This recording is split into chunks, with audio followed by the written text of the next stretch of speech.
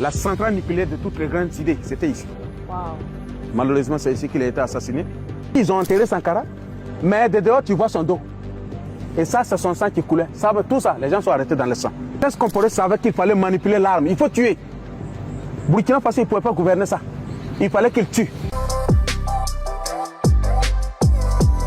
On ne pouvait pas finir la visite de la journée sans passer par le mémorial Thomas Sankara.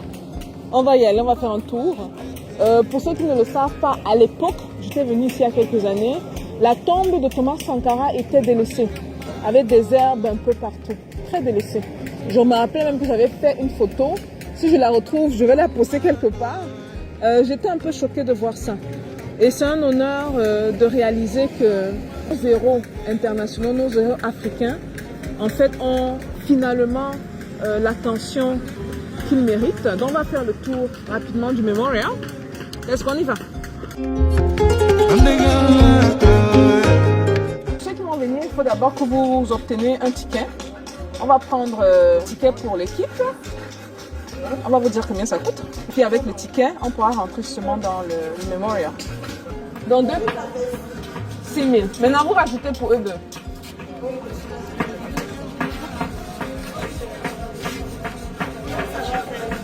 8 000.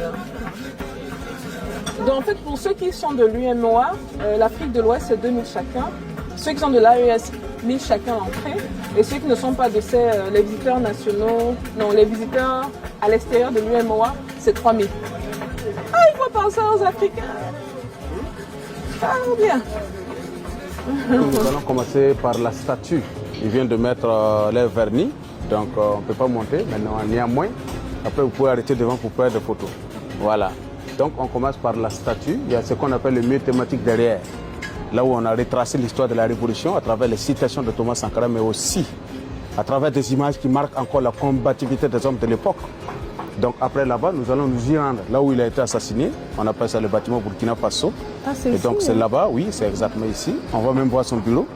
Et donc, après, nous allons venir entrer dans ce mausolée-là. Là où Sankara était enterré définitivement avec ses compagnons. Et ça, grâce au capitaine Ibrahim Traoré, je dirais son héritier politique et idéologique actuel. Et c'est lui qui a décidé vraiment d'honorer la mémoire de ceux-là qui ont versé leur sang pour nous à cette époque-là. Et donc, il faut dire que Sankara est né au Burkina comme tous les autres enfants. Il est né le 21 décembre 1949 à Yako, c'est au Burkina. Il fait son école primaire à Gawa. Nous sommes dans la région de Yoro, c'est sud-ouest là-bas. Après son CEP, Sankara va se rendre à Bobo Dioulasso, lycée Daniel Ouezin Koulibaly. Et c'est après son BPC que Sankara fait son retour à Ouagadougou pour le PMK, Prytanée militaire de Kadiogo. Et donc après son bac, c'était en 1969, Sankara va se rendre au Madagascar là-bas pour sa formation militaire. Sankara va cultiver l'amour pour la révolution parce qu'il va être en contact direct avec la révolution malgache à cette époque-là. Cela va vraiment inspirer Thomas Sankara dans cette lutte souveraine, dans cette lutte contre le colonialisme, je dirais l'impérialisme et le néocolonialisme. Il dépose ses valises au Maroc là-bas. Il a fait le Cameroun. Après, Sankara va aller en France à Pau pour sa formation commando. Finalement, Sankara revient au Burkina Faso en 1974. En 1976, que l'État central va créer maintenant ce qu'on appelle Centre national d'entraînement commando Sénèque à Pau là-bas pour que Sankara puisse former les futurs militaires. Sankara prend le pouvoir le 4 août 1983. Malheureusement, Sankara va être assassiné 4 ans plus tard, le 15 octobre 1987, au concert de l'entente ici même. Sankara laisse derrière lui une veuve, 2 enfants. Sa femme s'appelle Mariam Sankara, de son vrai nom Sérémé Mariam, c'est une Samo. Et donc, elle gagne 2 enfants avec le président Sankara. Le premier s'appelle Sankara Philippe et le second Sankara Auguste. Actuellement, ils sont en Europe avec leur maman. Voilà la famille biologique de Thomas Sankara. Et à présent, on va découvrir la famille idéologique et politique. C'est-à-dire la famille résistante et militante parce qu'il n'a pas été tué seul. Il a été assassiné avec 12 de ses compagnons. Et ce sont ces personnes que vous voyez là. On va avancer là-bas. Venez.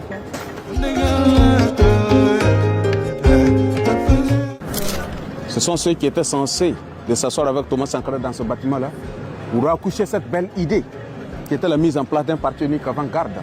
Malheureusement, c'est lors de cette réunion qu'ils sont venus les assassiner. Et donc là, vous avez Bâtonnier Emmanuel. Donc lui, c'est un militaire. C'est un sergent-chef militaire. Il faisait partie des escadrons motorisés. Donc ceux qui l'escortaient à chaque fois qu'il était en déplacement à travers le motard. Et là, vous avez un civil comparé Bonaventure. C'est un sociologue de formation. Mais son comportement, c'est pas comme pour Blaise, il est bon de savoir. C'est avec K.